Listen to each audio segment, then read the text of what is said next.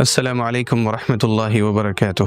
ہمارے بہت سے بھائی، بہت سی بہنیں رشتے کی تلاش میں ہیں، بہت سے لوگ ہیں رشتوں کے لیے پریشان ہیں، لمبی مدت گزر گئی، رشتے نہیں ملتے۔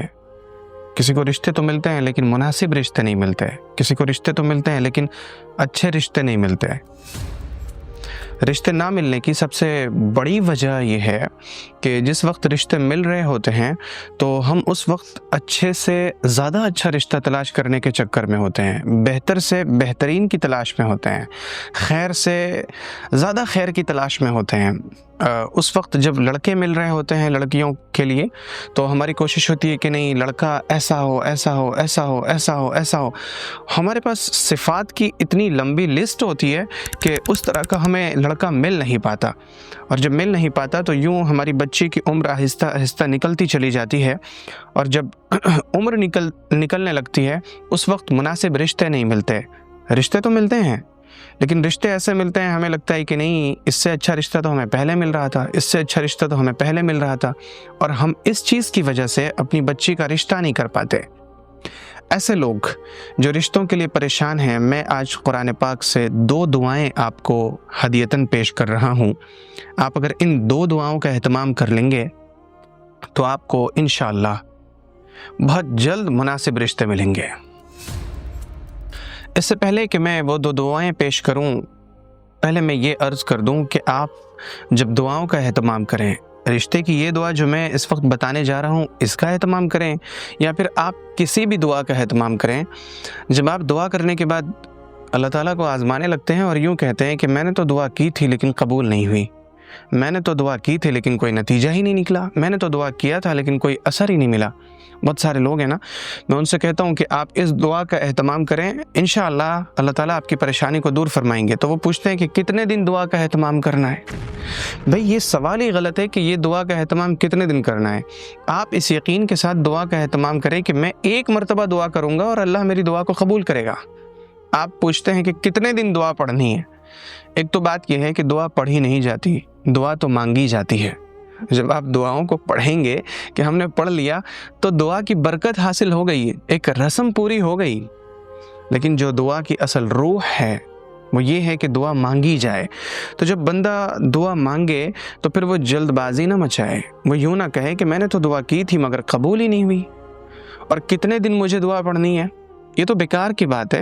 آپ دعا کرتے رہیں، دعا کرتے رہیں، جب آپ دعا میں اصرار کرتے رہیں گے اللہ رب العزت آپ کی دعا کو ضرور قبول کرے گا۔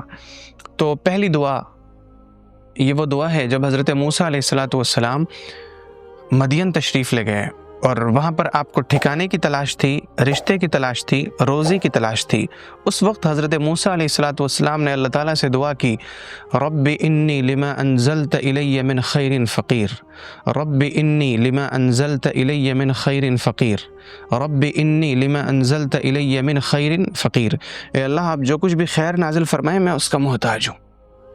یہ دعا اتنی عظیم الشان ہے، اتنی عظیم الشان ہے کہ اگر آپ صحرا میں ہوں، آپ جنگل میں ہوں، چاروں طرف دور دور تک کوئی انسان آپ کو نظر نہ آئے، آپ بھوک کی حالت میں ہوں، آپ کو پیاس لگ رہی ہو، پانی کا کوئی نام و نشان نہ ہو، کھانے کا کوئی انتظام نہ ہو، اور اس وقت آپ اللہ تعالیٰ سے التجا کرتے ہوئے، آہوازاری کرتے ہوئے، گڑ گڑا کے آپ اگر 1 مرتبہ بھی خلوص دل سے یہ دعا کر لیں گے، رب انی لما انزلت الی من خیر فقیر، تو اس صحرا میں بھی اللہ آپ کے لیے کھانے اور پانی کا انتظام کرے گا۔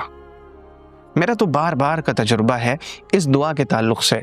میں نے جب بھی، یوں تو اللہ کے بڑے نام ہیں، اس کے تو اسماء حسنی ہیں، لیکن جب آدمی گھبرا جاتا ہے تو وہ مختلف ناموں سے اللہ کو پکارتا ہے، لیکن جب اس دعا کا سہارا لیتا ہے، رب انی لما انزلت الی من خیر فقیر، تو خیر کے سارے دروازے کھل جاتے ہیں۔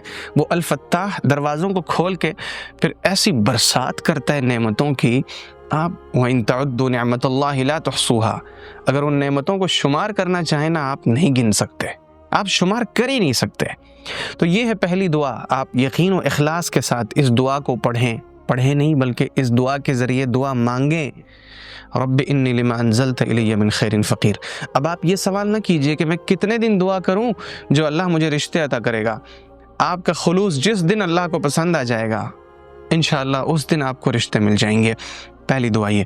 دوسری دعا ہے ربنا هب لنا من ازواجنا وذرياتنا قرة اعین واجعلنا للمتقین اماما۔ ربنا هب لنا من ازواجنا وذرياتنا قرة اعین واجعلنا للمتقین اماما۔ اے اللہ ہمارے جوڑوں میں اور ہماری اولاد میں ہمارے لیے آنکھوں کی ٹھنڈک عطا فرما اور ہمیں تقوی والوں کا امام بنا۔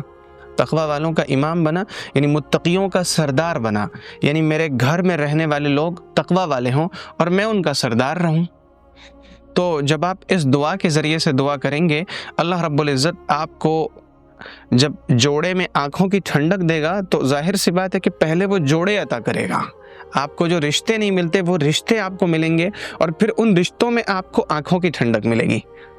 یہ کتنے کمال کی دعا ہے نا۔ اللہ تعالیٰ کی تو بتائی ہوئی ساری چیزیں ایسی ہی ہیں، بس ضرورت اس چیز کی ہوتی ہے کہ ہم ان چیزوں کو لے لیں، ہم ان چیزوں کو لینے والے ہو جائیں۔ تو اس دعا کے ذریعے سے دعا کریں ربنا هب لنا من ازواجنا وذرياتنا قرة اعین واجعلنا للمتقین اماما۔ جن لوگوں کو رشتے نہیں ملتے، یا رشتے تو ملتے ہیں مگر اچھے نہیں ملتے، یا اچھے تو ملتے ہیں مگر نیک صالح نہیں ملتے، تو انہیں چاہیے کہ وہ ان دو دعاؤں کا اہتمام کریں، اور صرف دعا کر کے جانچنا نہیں ہے اللہ کو۔ ہمارا ایسا ایمان نہیں، ہم ایسے نہیں کہ ہم اللہ کو جانچ سکیں۔ ہم اللہ کو جانچیں گے، ہم اسے آزمائیں گے۔ وہ تو فعال لما یرید ہے، وہ تو لا یسأل عما یفعل وهم یسألون کی شان رکھتا ہے کہ اس سے کوئی پوچھ نہیں سکتا کہ اس نے کوئی چیز کیوں کی، لیکن ہاں وہ سب سے ضرور پوچھے گا کہ تم نے یہ چیز کیوں کی۔ وہ یفعل ما یشاء ہے، جو چاہتا ہے کرتا ہے۔ ہم اسے آزمائیں گے نہیں، بلکہ ہم دعا کریں گے اور جلد بازی نہیں مچائیں گے۔ جب جلد بازی بندہ مچاتا ہے پھر اس کی دعا قبول نہیں ہوتی، رد کر دی جاتی ہے۔ تو دعا کرنی ہے، جلد بازی نہیں کرنی ہے، اللہ تعالیٰ ہماری دعاؤں کو ضرور قبول کرے گا۔ اچھے نہیں بلکہ بہت اچھے رشتے ملیں گے۔ رب انی لما انزلت الی من خیر فقیر ربنا هب لنا من ازواجنا وذریاتنا قرة اعین واجعلنا للمتقین اماما۔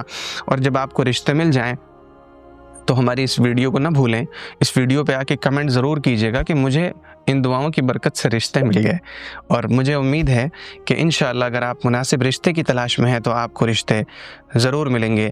اللہ کی امان میں رہیے۔ السلام علیکم ورحمۃ اللہ تبارک و تعالی وبرکاتہ۔